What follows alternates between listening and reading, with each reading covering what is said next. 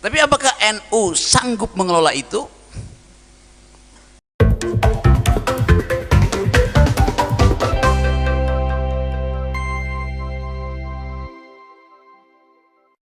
Dua penanya. Oh, kemudian bentar. Oke. Ini berhubung waktu sudah menunjukkan pukul 21. Ini ada satu lagi pertanyaan. Ya, nanti ada 3 pertanyaan. Oke. Yang terakhir tapi bentar, turunkan dulu gantian. Ini kepalanya banyak ini. Dan tangannya ada 2. Kalau gini nanti siapa yang angkat tangan gitu. Oke. Silakan angkat tangan tinggi-tingginya. Oke. Oh iya, ibu-ibu ini harus yang paling terdepan, ibu-ibu. Oke, satu ibu-ibu, tadi bapaknya satu sama ini yang di depan. Siapa jenengan? Oke, ibu-ibu dulu ya. Mas tolong mic-nya. Izin, Assalamualaikum warahmatullahi wabarakatuh. Waalaikumsalam warahmatullahi wabarakatuh. Yang kami banggakan, yang kami cintai. Iya, saya sangat mencintai. Kalau saya tidak mencintai beliau, terima kasih. Manusia termahal. Karena punya pikiran yang luar biasa. Juga teman-teman semua audien yang kami banggakan. Tergelitik sekali malam hari ini karena tadi banyak Pak Kepala Desa. Sebagai saksi beliau pasti kenal saya. Ya Pak Kades Serang, matur nuwun, Pak Dul Bengkak. Jadi terima kasih, adalah kesempatan yang sangat luar biasa malam hari ini. Mumpung kita ketemu dengan kader-kader akal sehat. Dan saya bangga sekali bisa bicara di depan kawan-kawan, terutama adik-adik yang masih mahasiswa. Tentunya pikirannya sangat idealis, seperti yang saya rasakan tahun 87-89 dulu. Jadi 35 tahun yang lalu. Jadi adik-adik belum lahir. Saya salut dengan apa yang disampaikan adik mahasiswa. Siapa mas namanya tadi? Ya, ini pikirannya sangat idealis. Mungkin saya dulu juga pernah menjadi orang-orang yang idealis seperti mereka. Namun pada masanya, setelah 34 tahun berjalan, saya adalah abdi masyarakat. Tahu apa abdi masyarakat itu? Saya adalah abdi, buruhnya masyarakat. Saya adalah seorang ASN di Kabupaten Blitar. Ya, cuman saya sekarang tidak lagi bisa menjadi abdi negara yang baik. Karena apa? Karena memang pada saat ini kondisi Indonesia ini tidak sedang baik-baik saja. Saya menyampaikan berdasarkan fakta dan realita. Mungkin kalau pikiran saya tidak dirawat oleh Bung Rocky Gerung sejak 2014 setelah Pilpres, saya sudah gila, kalungan komplong sambil lari-lari di jalan-jalan.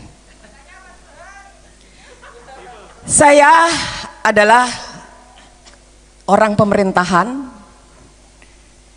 Dari pengalaman saya bersama suami saya juga orang pemerintahan, adik-adik semuanya, ini menjadi pelajaran. Jadi kenapa saya cocok dengan beliau Bung Rocky? Memang betul, kami sebagai abdi masyarakat, orang pemerintahan, sejak 10 tahun terakhir ini kami betul-betul mengalami kesulitan. Karena apa? Berdasarkan disiplin ilmu yang kami dapatkan, karena kami dididik dari Akademi Pemerintahan Dalam Negeri bersama suami juga di Akademi Pemerintahan Dalam Negeri. Namun setelah kami dipimpin oleh pimpinan yang pure dari pimpinan pejabat politik transaksional, sudah bukan rahasia lagi. Baik itu mulai presiden bersama DPR-nya, di bawahnya lagi ada gubernur bersama dengan DPRD-nya, sampai di bawah lagi ada bupati wali kota bersama DPRD-nya. Bukan rahasia lagi. kalau Pak Kades ini ada pengecualian. Karena apa? Saya yakin masyarakat dalam wilayah desa itu sudah sangat kenal dan karakter Pak Kadesnya. Berbeda dengan bupati, wali kota, apalagi presiden. Nah, dari sini memang banyak sekali kebijakan-kebijakan dari yang berangkatnya dari politik transaksional. Tentunya ini membuat kami sulit dalam melaksanakan tugas-tugas pemerintahan. Apalagi kita seringkali tersandra dengan regulasi atau aturan itu yang membuat adalah pejabat politik. Monggo langsung ke pertanyaan. Untuk itu, oke. Jadi maksud kami, saya menceritakan pengalaman ini, jangan mudah mengkritisi orang pemerintah. Mohon maaf, pada posisi saat ini sebagai pelaksana pemerintah juga tersandra dengan kebijakan politik. Dan kami setuju bahwa apa yang dikampanyekan presiden kita, berantas koruptor. Berantas koruptor. Tapi kalau itu memang yang betul-betul koruptor. Kalau yang bukan koruptor, jangan dikoruptorkan. Sekarang adalah zamannya fitnah. Biar teman-teman masyarakat kita ini supaya tahu kondisi kita, ya. Jadi biar kita tidak saling mengfitnah. Monggo Ibu langsung ke pertanyaannya. Terima kasih. Jadi kami hanya memberikan support kepada Bung Rocky, di mana Bung Rocky yang selalu merawat akal sehat. Jadi kesempatan ini adalah kesempatan yang luar biasa untuk mencerdaskan kehidupan bangsa, untuk menciptakan pikiran-pikiran sehat. Itu saja. Jadi terima kasih. Saya Bu Siti, pemilik warung Kenduri. Terima kasih Pak Lurah. Mohon maaf, kita ketemu kembali. Assalam akal sehat. Wassalamualaikum warahmatullahi wabarakatuh. Waalaikumsalam warahmatullahi wabarakatuh. Oke, berarti ini tadi adalah penguatan dari Ibu Siti ya mengenai kehadiran Bung Rocky pada malam hari ini. Dia mensupport untuk keberlangsungan akal sehat di Blitar. Oke, tadi Masnya silahkan untuk pertanyaan.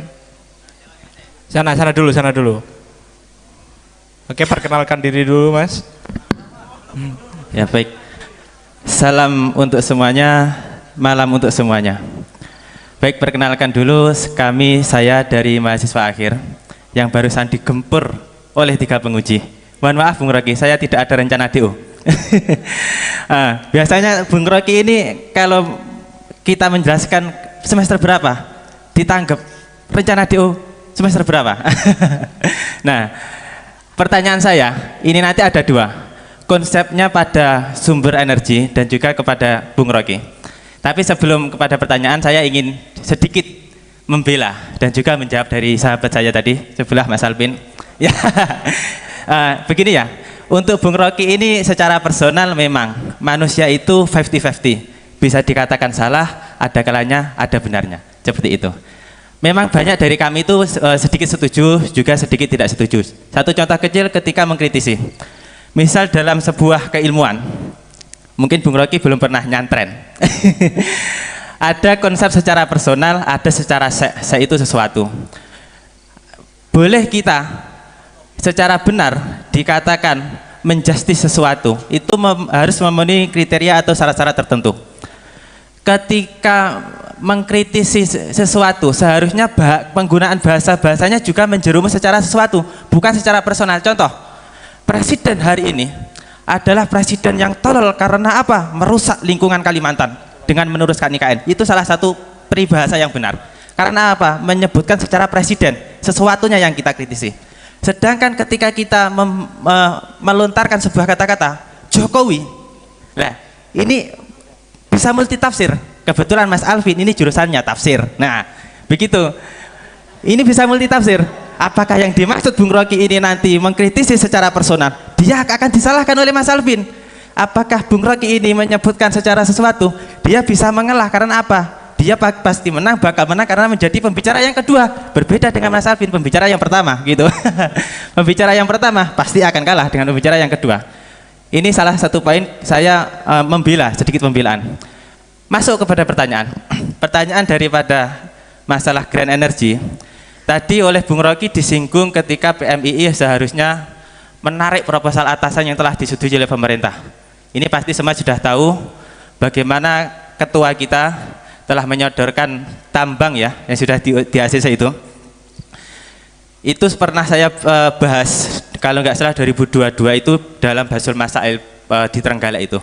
Itu memang banyak sekali problemnya. Satu contoh kecil kenapa kita itu kok tidak setuju. Nah, ini PR yang perlu dirumuskan oleh PMII. Kira-kira apakah kita bisa mengkritisi atasan kita? Proposal yang telah di ACC itu sebuah kesalahan atau pembenaran? Ya, itu dari sisi mana? Perspektif mana? Apakah dari lingkungan? Misal dalilnya tidak ada tambang emas, perak, nikel dan lain sebagainya yang itu merawat bumi, yang itu melestarikan bumi, nggak ada dalilnya. Itu salah satu contoh. Tadi mungkin bisa dicontohkan oleh Bung Diki. Apakah ada? Mungkin kalau sawit ada. Bahkan sawit itu dari teman-teman saya di Sumatera itu sangat memakmurkan masyarakat sekitar, ya seperti itu. Tapi tidak merusak lingkungan hidup. Berbeda dengan penawaran yang diajukan oleh PBNU, itu jenis tambang ya, bukan sawit. Satu contoh kecil, negara-negara Timur Tengah mengelola secara ya apa bahasanya, mengeruk secara besar-besaran tambang, tapi kebetulan minyak di sana, menjadikan negaranya sebuah negara yang besar, adidaya dan makmur. Itu salah satu contoh kecil. Apakah Indonesia bisa seperti itu? Mungkin kita kekurangan secara SDM, kekurangan secara alat, kekurangan secara keimanan dan sebagainya. Itu mungkin menjadi dalil kita bisa merumuskan, oh belum waktunya, seharusnya mundur saja. Tapi misal kita mencoba perspektif lain, mungkin PBNU itu berani menawarkan diri dan sudah di-ACC oleh pemerintah. Pemerintah itu sebelum mengetok setuju, itu sudah diskusi secara besar-besaran itu. Saya yakin itu. Ya. Artinya begini, mungkin mereka berani menawarkan itu karena yakin bisa mengelola secara baik, memenuhi syarat prosedur dan sebagainya, tidak akan melenceng. Itu salah satu poin. Mungkin seperti itu. Itu pertanyaan kepada intinya, Mas. Ya, ini pertanyaan pertama loh, ya. Mungkin apakah ada dalil contoh tambang di Indonesia yang dikeruk secara besar-besaran tapi juga memperbaiki lingkungan hidup seperti itu. Untuk Bung Rocky ya. Oke. Ini yang Bung Rocky ya. Pertanyaan kedua untuk Bung Rocky. Betul sekali. Silakan dipersingkat aja Mas. Kalau Bung Rocky itu banyak sekali roto apa ya? Kepalaku itu bukan kepala 9, bukan kepala 50. Ini masih kepala umur 20-an. Jadi saya kadang agak gremeng. Bung Rocky ini secara betul yang dikatakan Ibu Warung Kenduri, merawat akal sehat. Jangan-jangan yang hadir di sini ini akal-akal yang tidak sehat. Sehingga hadir di sini untuk menyehatkan minta akal pengobatan gitu. kepada Rocky Gerung. Saya rasa Rocky Gerung ini sebagai obat. Kalau dosisnya Rocky Gerung ini terlalu besar, menjadikan mumet. Contoh kepala desa yang di belakang tadi, menjadikan seperti itu. Tapi dosisnya pas, mungkin kita bisa menjadikan sadar, menjadikan akal kita waras dan sebagainya. Jadi pinter-pinter mencerna otaknya Rocky Gerung ini, harus pintar-pintar itu. Pertanyaannya menjerumus kepada pertanyaan Mas Alvin tadi. Kira-kira selain yang telah disebutkan, apakah ada perspektif lain? Bung Rocky ini mengobrak-abrik akal, memutar-mutar kata. Ini agar tidak membingungkan. Sebagaimana contoh Bung Diki tadi penjelasan di awal. Jeblas, paham, singkat, padat dan memahamkan seperti itu. Wassalamualaikum. Oke, terima kasih. Ini pertanyaan untuk yang terakhir ya. Mohon maaf yang lain yang belum bisa punya kesempatan karena ini waktunya sangat mepet. Bung Rocky akan lanjut ke kegiatan berikutnya dan nanti selanjutnya Bung Diki ini ada tanggapan dari jenengan sekaligus nanti closing statement mengenai menjaga atau merawat akal sehat di bumi layak Ikatan Teradil Raja. Kemudian disusul sama Bung Rocky Gerung gitu. Ya. Anda bela Alvin, saya bela Rocky. Oke. Saya pertama kali masuk jadi mahasiswa di ospek waktu itu, kemudian disuruh memilih apa ekstrakurikuler yang mau saya ikuti. Saya di Fakultas Farmasi, jadi saya farmasis. Kemudian saya ikut ekstrakurikuler forum diskusi mahasiswa. Dan mentor saya pertama kali adalah Rocky Gerung. Ya, jadi otak saya ini udah dikotorin dari mulai mahasiswa sama Rocky Gerung. Ya, oke, begini Mas Alvin, saya senang Anda berani menyampaikan itu. Anda jangan lupa pengertian, pertanyaannya Anda kan sebetulnya begini, apa sih akal sehat yang Anda berikan, kan begitu ya? Betul. Akal sehat itu apa sih? IQ Anda yang hebat, otak Anda yang sehat, atau apa pengertian akal sehat? Akal sehat itu adalah cara berpikir yang disertai dengan moral yang tinggi, Mas. Itu akal sehat. Caranya terserah dia. Yang kita tahu beliau punya moral yang tinggi untuk berani bicara tentang kebenaran dan keadilan. Itu akal sehatnya. Kemudian polanya, ya tergantung musuhnya siapa. Ngadepin ngabalin ya mesti ngene caranya. Ngadepin siapa beda-beda caranya. Jadi beliau menyampaikan dengan berbagai macam teori, tergantung siapa lawan bicaranya. Poin yang kita tahu dari beliau adalah cara beliau berpikir itu diiringi dengan etika yang luar biasa, moral yang luar biasa. Banyak aktivis, kritikus dan lain-lain, lalu ketika posisinya ditawarkan komisaris, mau nggak? Pak Bang Rocky ini sudah ditawarkan ratusan kali jadi komisaris, dia tolak semua. Itu akal sehatnya, Mas, bukan pola penyampaiannya. Ya, tergantung lawan bicara. Saya bela dia satu itu. Yang lainnya silakan, Pak.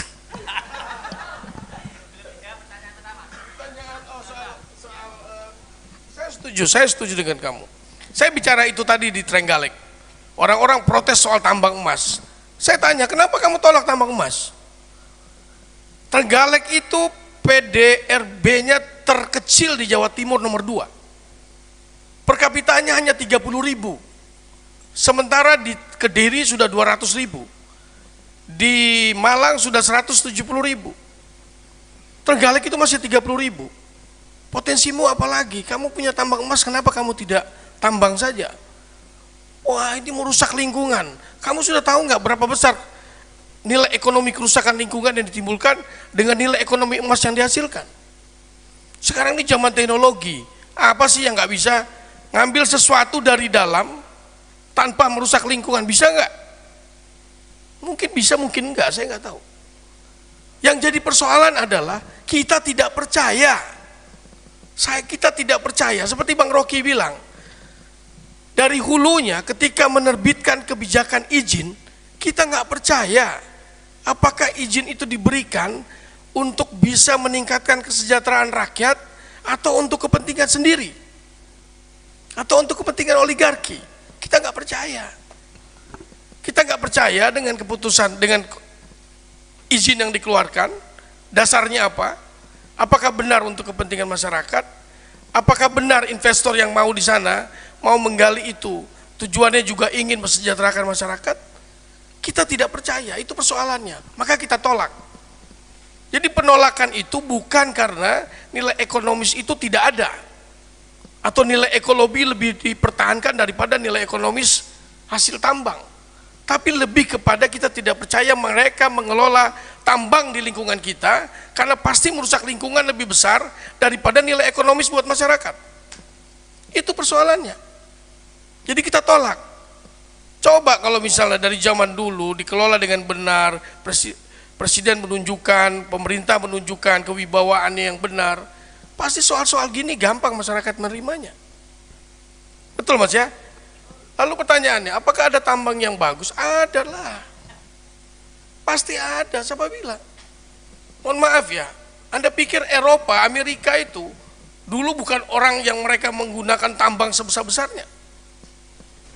Mereka juga sama, merusak lingkungan tambang dan lain-lain. Bukan merusak ya, mereka juga mengeksplorasi tambang sebesar-besarnya. Mereka membabat hutan sebesar-besarnya. Atas uangnya kemudian, karena mereka kita dipercaya, Uangnya digunakan dengan benar untuk infrastruktur, untuk manufacture, sehingga mereka menjadi negara modern dan bisa memakmurkan rakyatnya.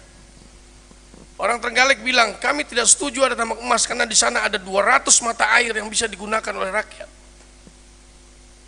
Di Eropa tuh nggak ada mata air, airnya bisa diminum dari keran. Anda berani minum air dari keran?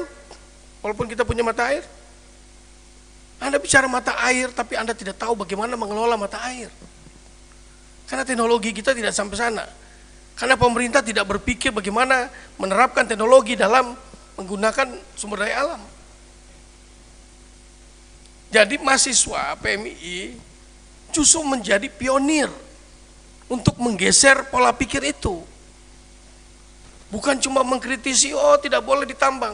Lah kenapa nggak boleh ditambang? Ada emas kok, sumber duit masyarakat kok nggak diambil. Persoalannya kita nggak percaya, lalu kita mulai bangun, kita ciptakan sesuatu untuk bisa melakukan negosiasi dengan mereka. Kamu kalau mau tambang silakan, tapi bisa nggak PDRB-mu berapa kamu bisa hasilkan? Bisa nggak dia nyebutin angka? Kami kira-kira bisa jadi punya PDRB berapa setelah Anda tambang? Berani nggak dia nyebutin angka? Pak Bupati berani nggak ngizinin angka? Pak Menteri SDM yang sudah mengeluarkan konsesi, bisa nggak berani nyebutin angka? Kalau nggak bisa, cancoan itu. Kalau nggak bisa, jancok itu tinggalin aja, tolak aja. Iya mas, artinya tambang bersih, tambang benar, itu masih bisa dilakukan. Karena teknologi kita sudah ada, teknologi sudah ada. Persoalannya yang nambang, investor, harus menggunakan kos yang besar. Dia pengen makmur sebanyak-banyaknya, tanpa memikirkan efek lingkungannya.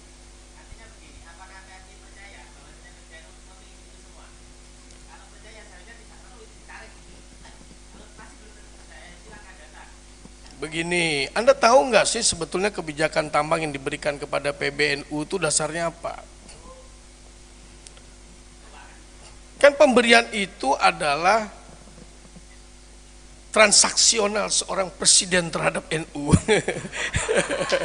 Ya, Mas, saya tanya sekarang, NU itu mau dikasih mau nambang di mana? Aku orang Kalimantan, saya punya tambang, mau nambang di mana? Jenengan nambang di mana saja, ya jenengan nambang di mana aja, pasti akan menimbulkan satu persoalan batu bara. Karena apa? Dunia sudah bicara fosil energi kita rendahkan karena kita tidak butuh lagi fosil energi. Sekarang sudah bicara renewable energy. Kok NU mau terima tawaran sesuatu yang sudah tidak berlaku di dunia? Dunia sudah tidak laku lagi kita menggunakan fosil energi. Muhammadiyah nolak bukan karena banyak duit. Muhammadiyah nolak karena dunia tidak lagi bicara tentang fosil energi dan Anda masih terima fosil energi. Just itu persoalannya. Itu namanya akal sehat, otak tapi moralnya juga dijaga. Oke, itu terima kasih Bung Diki. Kita bicara tentang itu, apakah mereka punya otak? Oh ya, duitnya bagus, nambangnya bisa bersih. Moralnya ada nggak? Nah itu akal sehat adalah bagaimana Anda menggunakan kecerdasan dengan sertai moral yang tinggi. Itu yang penting. Ya, akhir kata saya sampaikan PMI Anda keren, semangat Anda bagus. Cara Anda menyampaikan retorika dari mulai kepala desa sampai mahasiswa saya akuin keren. Ya, kita sering ketemu begini tapi tidak sekeren Anda kalimat-kalimatnya, retorikanya. Apalagi Alvin. Oke. Ya keren ya. Tapi sekali lagi, ayo sekarang kalau Anda mau bicara tentang akal sehat, akal pikiran Anda harus disertai dengan integritas yang tinggi, punya moral yang tetap dijaga. Kejujuran yang terus dipertahankan, itu baru akal sehat. Ya, terima kasih. Oke, terima kasih Bung Diki. Closing statement untuk apresiasi teman-teman di Blitar. Kemudian dari Bung Rocky, saya persilakan.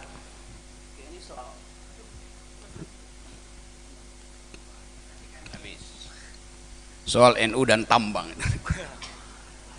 itu hasil tarik tambang sebetulnya. Iya itu kan, iya memang itu udah fosil, ngapain coba? Cuman fosil yang pro fosil itu, gampangnya begitu. Tapi apakah NU sanggup mengelola itu? Bahlil sendiri bilang NU nggak sanggup. Nah kenapa dia kasih coba? Kan Bahlil yang bilang. Bahlil bilang kami kasih itu, sekaligus kami siapkan akuntannya, sekaligus kami siapkan perusahaan yang akan mendampingi, sekaligus kami siapkan, iya ini perusahaan akan mendampingi, bayarnya dia siapkan, sekaligus kami akan siapkan amdalnya, semacam sekaligus. Jadi kata Bahlil, NU itu sebetulnya nggak mampu, karena itu kami siapkan. Kan itu dasarnya logikanya. Lain kalau Bahlil bilang NU punya kemampuan, kami tidak akan bantu. Lo Bahlil bilang kami akan bantu di belakang, yang bisa dibantu tuh orang yang nggak mampu itu. NU memang nggak mampu kok. Bukan saya yang bilang, Bahlil yang bilang loh. Soalnya yang kedua, fungsi dari ormas itu bukan berbisnis. Bisnis itu artinya ada hierarki, ada CEO-nya. Di dalam hierarki itu terjadi perintah pemerintah. Padahal ormas didesain untuk tidak punya hierarki. Jadi konsekuensinya NU akan ada hierarki bisnis. Pemilihan ketua umum NU nanti adalah siapa yang punya kemampuan berbisnis, siapa yang punya kemampuan kapitalisasi, bukan lagi siapa yang punya kemampuan integritas, siapa yang punya kemampuan untuk menghubungkan antara rasio dan passion melalui fasilitas yang disebut kolbu. Itu dasarnya kan. Jadi itu poin saya, kritik saya. Saya berteman sama Ulil, berteman sama Menteri Agama segala macam, itu junior saya di FISIP UIB biasa. Tetapi soal kebijakan kita nggak boleh memamerkan sesuatu itu seolah-olah di dalamnya tidak ada masalah. Sama seperti Anda kritik bahwa saya kasar pada Jokowi. Di mana saya kasar? Kapan saya kasar? Saya menyebut dia bajingan tolol. Kasar nggak tuh? Kasar. Kasar kalau saya ucapkan itu di depan pesta perkawinan keluarganya. Kasar kalau saya ucapkan itu di depan mayat seseorang. Saya ucapkan itu di depan demonstrasi buruh. Ditanya polisi, Pak Rocky mau ngomporin? Ya saya mau ngomporin memang. Kenapa Pak Rocky buat provokasi? Memang saya mesti provokasi. Saya diminta di situ untuk menghidupkan semangat. Masa saya bilang, saudara-saudara buruh, tahan, jangan demonstrasi. Kenapa? Kan gila namanya itu kan. Karena Pak Jokowi adalah bajingan pinter. Kalau dia bajingan pinter datang ke depan buruh, duel argumen, dia nggak mampu, maka dia adalah bajingan tolol. Logikanya sederhana itu tidak ad hominem di situ. Memang saya ucapkan itu karena di depan forum yang momentumnya adalah untuk menghajar kebijakan Jokowi tentang Omnibus Law. Itu dasarnya kan. Ya apa urusannya coba. Jadi sekali lagi saya mau terangkan itu supaya kita mengerti bahwa kemampuan kita berargumentasi itu yang mendasarkan atau yang menjadi alat anak-anak mahasiswa itu untuk bertengkar. Kan kita bertengkar dengan fasilitas yang kita sebut argumentasi, bukan sentimen tuh. Jadi sekali lagi terima kasih teman-teman. Saya mengerti bahwa kalian tadi pasti akan nuduh bahwa Rocky Gerung sedang menyesatkan kalian. Memang saya ingin kalian tersesat di jalan yang benar.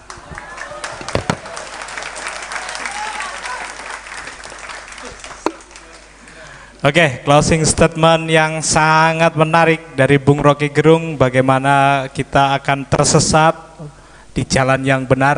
Semoga pertemuan kita hari ini tidak berakhir sampai di sini dan akan dipertemukan di kemudian hari, dan adanya grup mungkin bisa membawa ide-ide kita untuk saling beradu argumen, terus membawa kemajuan di Blitar untuk merawat akal sehat di bumi layak Ikatan Adria Raja. Terima kasih untuk kehadirannya sahabat-sahabat di sekalian, para warga Blitar. Sekian dari saya, akhirul kalam, wallahul muwaffiq ila aqwamit thoriq. Wassalamualaikum warahmatullahi wabarakatuh. Salam akal sehat. Salam pergerakan.